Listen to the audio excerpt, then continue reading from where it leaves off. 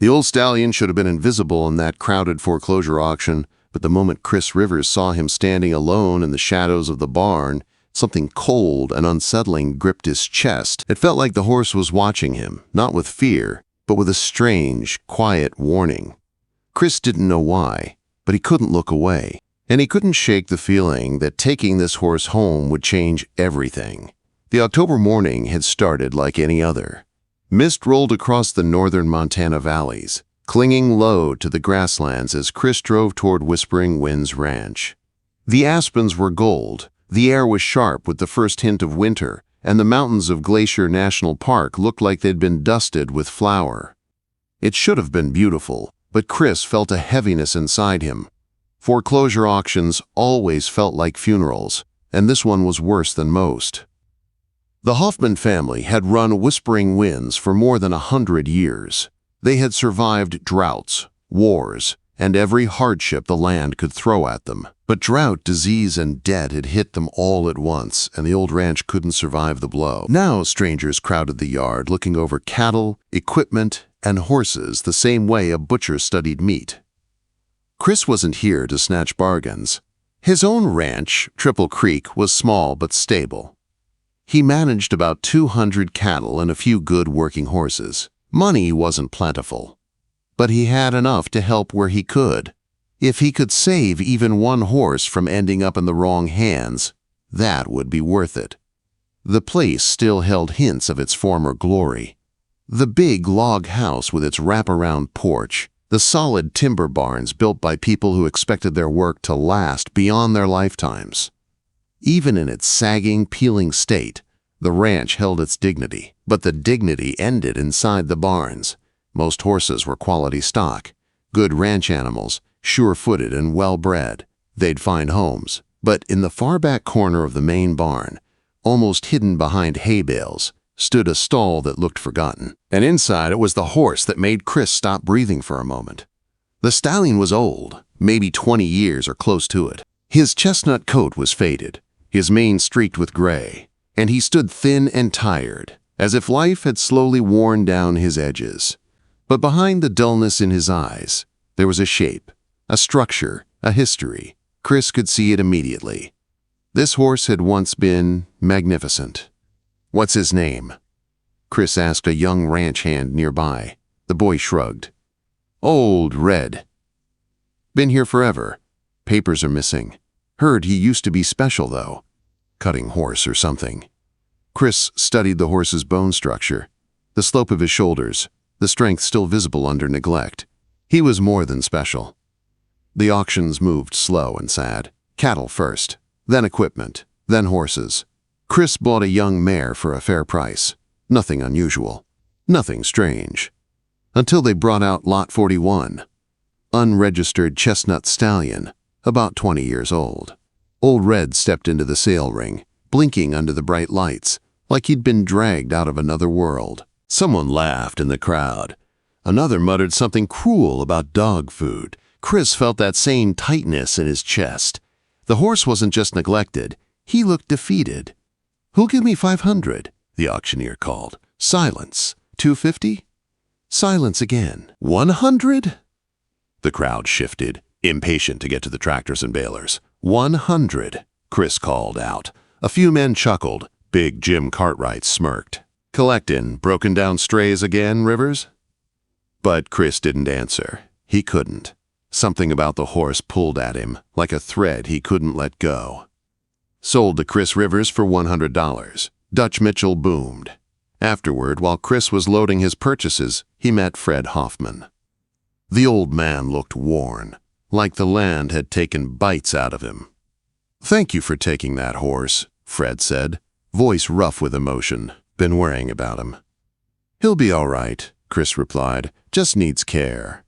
Fred hesitated, then stepped closer. "There's more to that stallion than you think. My grandpa bought him from some fancy place down in Texas. Something with Royal in the name. Cost more than our herd." Chris frowned. What happened to his papers? Fred shook his head. "Gone. Lost. Burned. Buried. Who knows?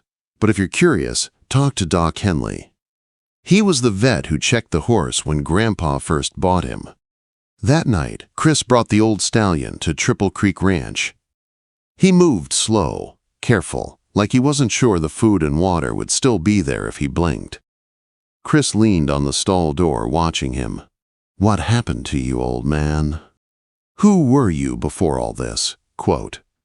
The next morning, Chris called Doc Henley. The old vet's voice cracked through the phone like an old radio switching on. "Chestnut Stallion? Oh, I remember him.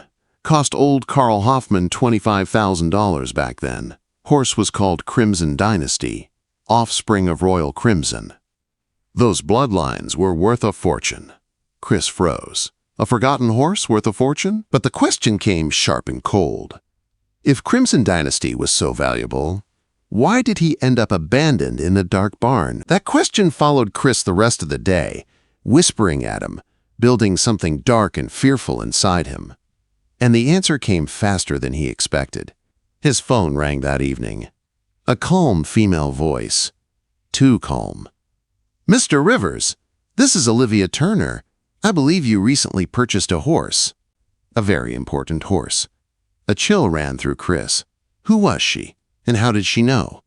Chris stood in the middle of his kitchen, the phone pressed to his ear. His heart beat loud enough to drown out everything else. The woman's voice was smooth, polite, and cold the way ice was cold.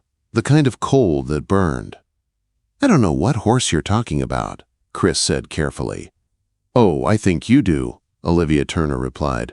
"The chestnut stallion from the Whispering Winds foreclosure sale. My clients want him back. They're willing to offer compensation. $1,000, 10 times what you paid. Very generous for a horse's age." Chris felt his jaw tighten. Her offer wasn't generous. It was bait. And it was insultingly low if the stallion was even half as valuable as Doc Henley claimed. "I'm not interested in selling," Chris said. There was a pause. A quiet, dangerous one. "Mr. Rivers," Olivia said softly, "my clients have considerable influence. If you cooperate, this will be painless. If not, life on a ranch can be unpredictable. Fires, accidents, sick animals, even injuries to loved ones." Her voice didn't change tone, but Chris felt the threat like a knife brushing his throat. "You stay away from my family," he growled. Another pause. "Oh," Olivia murmured, "you do have someone you care about. Good to know." The line went dead. Chris stood frozen, the phone still in his hand, staring out the window toward the barn. Crimson Dynasty stood there somewhere in the dark, quiet and calm, completely unaware of the storm building around him. Whatever was happening was big and dangerous. The next morning, Chris drove back to the Whispering Winds Ranch. The place felt hollow now, empty, like the soul had been scraped out of it. He found Eddie Crow sweeping out the barn. "I need to ask you something," Chris said. "Did anyone else come here asking about that old stallion before the sale?" Eddie hesitated, avoiding his eyes. "There were some people," he admitted. "City types. Expensive clothes. Big, fancy truck. They didn't look like ranchers." "What did they want?" "They said they were horse dealers," Eddie whispered. "But they spent a long time in the barn where the old stallion was kept. Asked about him, took pictures, then talked to Mr. Fred for almost an hour. After that, Fred moved the horse to the back corner, like he was trying to hide him." Hide him! The word sank into Chris's bones. Something wasn't right. Something was much bigger than just a missing set of papers. That night, Chris sat in his dim kitchen, staring at a cup of coffee gone cold. Whispering Winds Ranch. Royal bloodlines. A missing stallion worth a fortune. A dead veterinarian. City people asking questions. Threats to his family. Every piece felt like a puzzle, and the final picture looked deadly. His phone rang. It was Fred Hoffman. "I heard some city folks were talking to you," Fred said quietly. "Chris, if they're who I think they are, you're in real danger." "What are you not telling me, Fred?" Chris asked. There was a long, heavy silence. "My grandfather left a note," Fred said finally. "Said the horse was more than valuable. Said he was insurance." "Insurance?" Chris repeated. "In the barn where you found him," Fred continued, voice trembling. "Check the northeast corner post. Grandpa hid something in there. Said it was proof of what happened." Proof of what he knew. What did he know? Chris demanded. I don't know, Fred whispered. I was too scared to look. Chris drove to the old Hoffman barn like something was pulling him there. The night was cold and silent. The old wood creaked under his boots as he walked. He found the northeast corner post and ran his hand along it until he felt a soft give beneath his fingers. A panel carved out and fitted back. His heart pounded as he pried it open. Inside was a metal box, and inside that box, documents, papers, a sworn statement signed by Carl Hoffman. Chris read by the glow of his flashlight, his breath turning white in the freezing air. Crimson Dynasty wasn't stolen, he was rescued.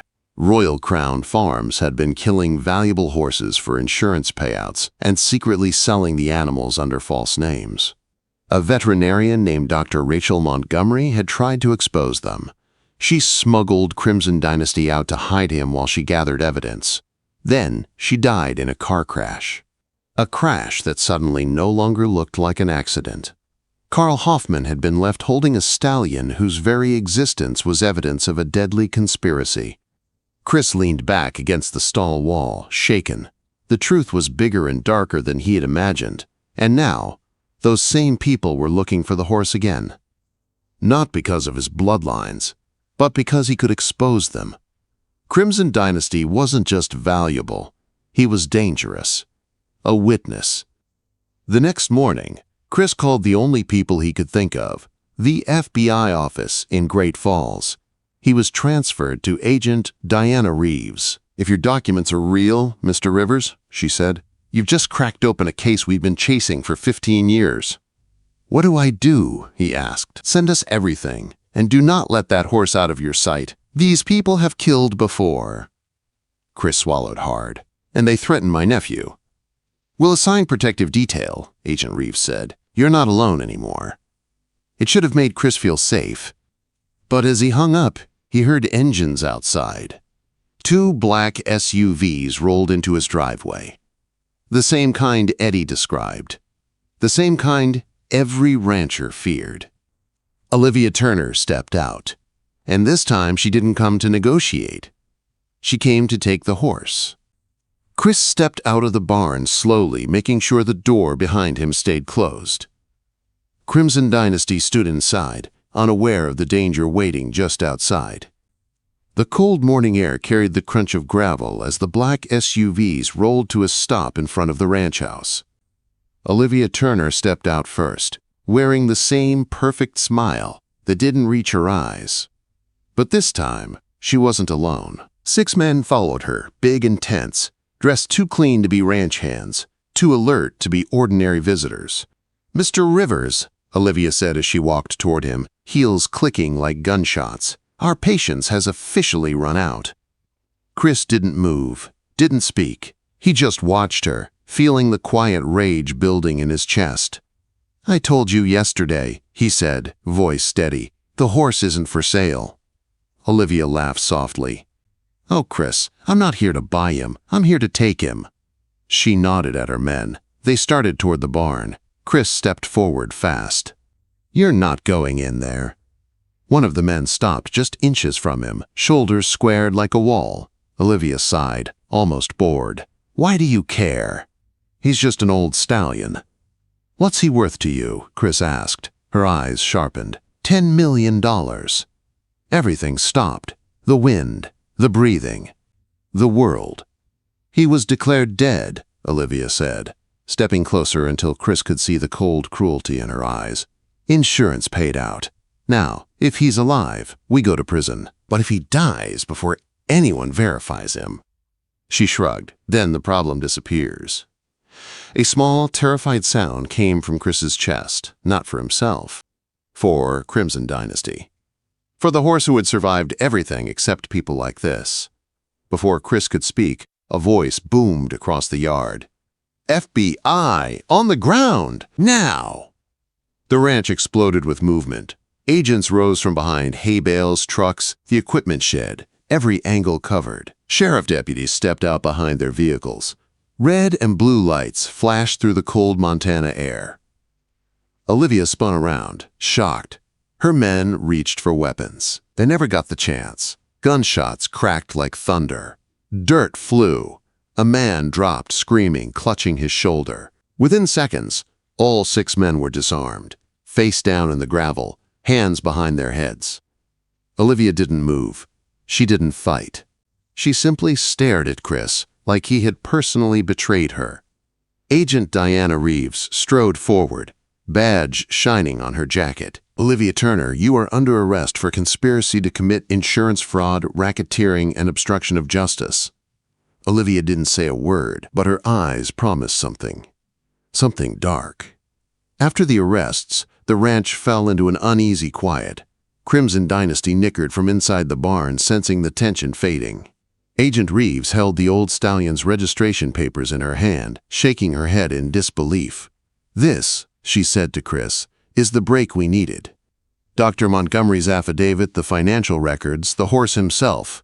You just brought down one of the biggest fraud rings in the livestock world." Chris exhaled shakily.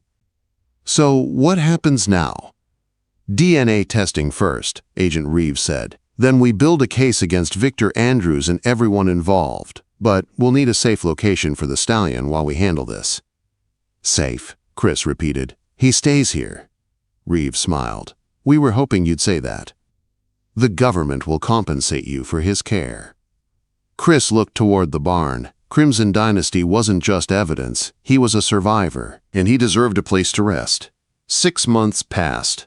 The winter thawed into spring, and sunlight warmed the pastures of Triple Creek Ranch. The trial that followed became national news. Victor Andrews was charged with insurance fraud, organized crime, and multiple counts connected to suspicious deaths. Olivia Turner turned against him, trading testimony for a lighter sentence. Dr. Rachel Montgomery's name was cleared. Her bravery recognized publicly. Her family finally learned the truth. One quiet morning, Chris stood in the field watching Crimson Dynasty graze. The old stallion's coat shone like burnished copper. His eyes were bright, alert, full of life again. He had aged backward under proper care. He looked proud, free. Chris rested a hand on the stallion's neck. "You did good, old man." Crimson Dynasty lifted his head, ears forward, as if understanding every word. Legally, he now belonged to Dr. Montgomery's sister, who had inherited her estate. But she lived in California and had never worked with horses. So she made a decision. She sold Crimson Dynasty to Chris for $1. A symbolic price, she'd told him, for a horse who saved more people than anyone ever knew. Now, as the sun dipped behind the Montana mountains, painting the sky in deep strokes of gold and red, Chris felt something settle inside him, peace. He had gone to a foreclosure auction to save an old horse out of pity. He never expected the horse would save countless others in return. He never expected the horse would become a partner, a friend, a legend. Crimson Dynasty lifted his head and gave a soft, warm nicker. Chris smiled. "You're home," he whispered. And for the first time in 15 years, the old stallion was safe, the secrets were out, the danger was gone, and the truth had finally won.